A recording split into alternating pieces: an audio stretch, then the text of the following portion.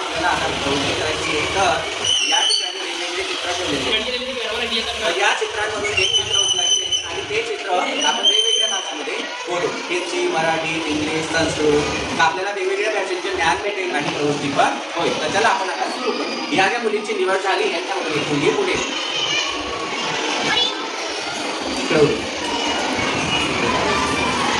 चला थांबा. आता हे कशाचे चित्र आहे बरं? कावळा आहे. आता ही मुलगी हिंदीमध्ये बोलेल, ऐकायचं आहे. यह कौवा है. बोला. यह कौवा है. यह कौवा है.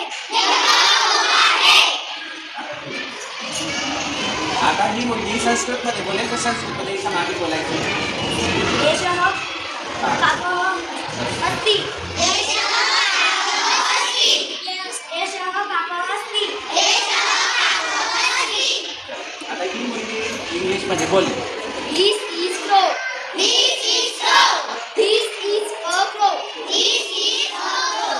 चला आता ही मुलगी गुजरातीमध्ये बोलेल, तिच्या मागे बोलायचं. हा काकडोचे. हा काकडोचे. हा काकडोचे. हा काकडोचे.